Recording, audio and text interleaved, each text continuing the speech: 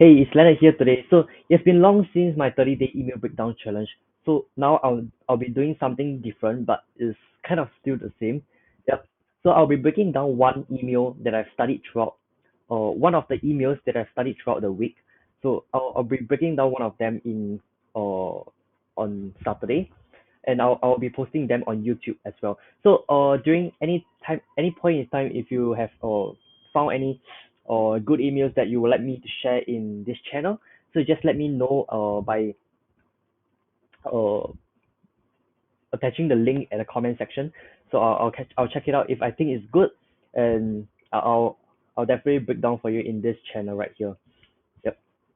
All right. So today we'll start off by breaking down Chris Orzechowski's email. So this is one of the emails that I saw few days back, and I thought it was pretty nice to share with you guys my thoughts about this email. Right. All right. Without further ado, let's go right into it. All right. So subject line: I like spaghetti and meatballs. So obviously, right, this is a story hook, and Chris always emphasize on uh using story hooks instead of product hooks, or especially for daily broadcasts like this. Right, so I might have a polished nose feeling, but that isn't the only type of blood running through my veins. I'm also part of Russian as well. So he's putting some caps here, so he's inserting some humor right here. So anyway, as a proud partially Italian man, I'm found of certain dishes. Now a lot of people grip themselves whenever they see this Instagram.com. Those are all fine and teddy, but I'm a bit traditionalist. Okay, so he's building momentum and background information before he revealed the point that he likes spaghetti and meatball, which is the subject line. So before he reveals the subject line or talk more about the subject line, he build up the momentum and the background information so that the audience get what he want to say. So that when he reveal the point, right, it won't be so sudden to the audience. Yep. So he go on to say, I'm a big spaghetti and meatball kind of guy. What, what fucking genius created this dish? I hope the Medicis commission of a statue of this guy or whoever he was. So every time I eat spaghetti and meatball, I'm blown away by natural beauty. So it's kind of clinch its old head. So he's intensifying how much he liked about this dish. So it's the most popular yet least ordered Italian dish out there at restaurants, in my opinion. So yet the engineering that went into this creation is pure magic. We have got the pasta itself with a beautiful meat sauce. Uh, there's no cream, no legacy, no fluff, no fucking bullshit. Pasta and sauce, but then you have got the meatball. So you don't need any cream in this dish, unlike that straight up trash Alfredo sauce, because the fat from the meatballs adds that element to balance out the sweetness of the sauce. Then you add so so all these things, right? He's showing authority, so showing how much he knows about uh having the best pasta.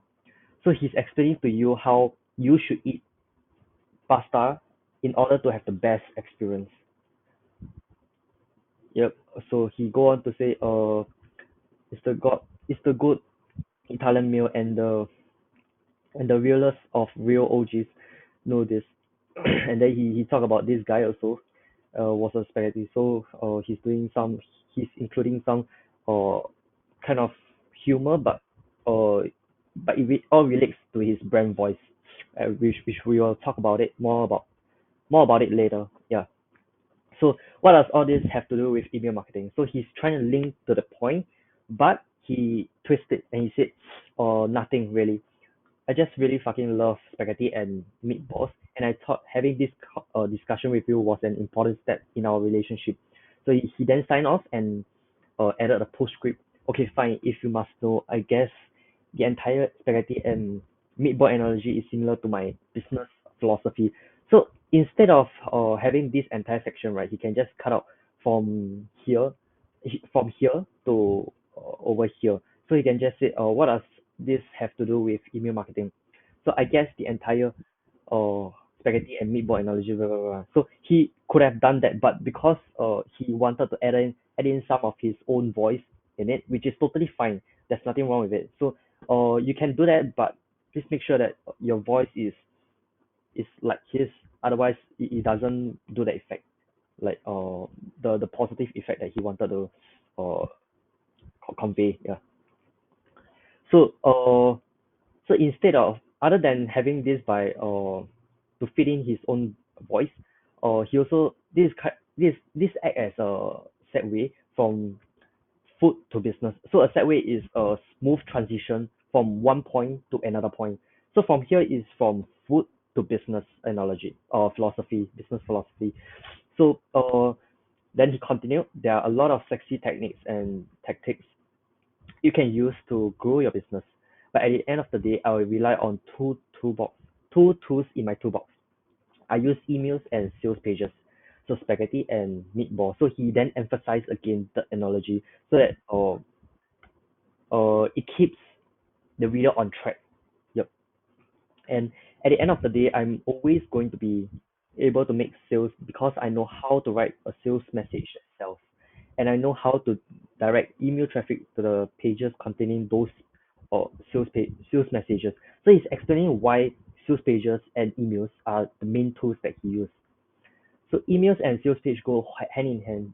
If you can write both of these assets, you're gonna crush it in business. So if you want to learn more about how to craft high converting sales pages, then you should pick up my quick and dirty sales letter course. So this if then statement, right, is to transition to the offer. So this is another segue that he uses to transit from his business to from business philosophy to his product, which is the quick and dirty sales letter course.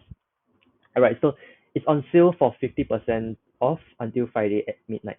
So this entire section is on offer, and he added a timer here to increase the urgency as well as the offer that suck in more people.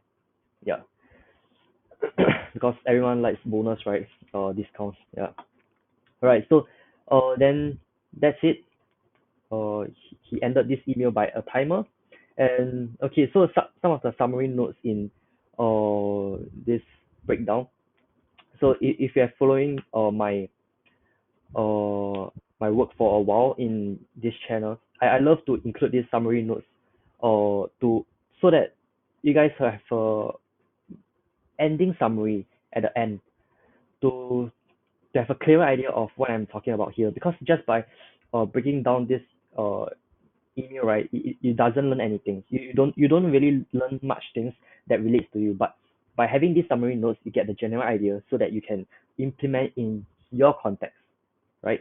So this is the strategy, and when you add it in your context, and it becomes your tactics.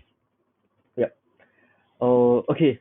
So two things I love about this email is Chris does a proper education for readers as to why they should join and how this course help them, because most of this uh most of his audience, right, is either business owners who care about email marketing and email copywriters and marketers. So uh normally by hearing the name email copywriter and marketer, you don't really need sales pages, because all you need is a ESP and knowing how to write emails. But he does great work uh in educating them why they need it, because I'm always going to able to make sales because I know how to write a sales message that sells, and I know how to direct email traffic to the pages containing those messages.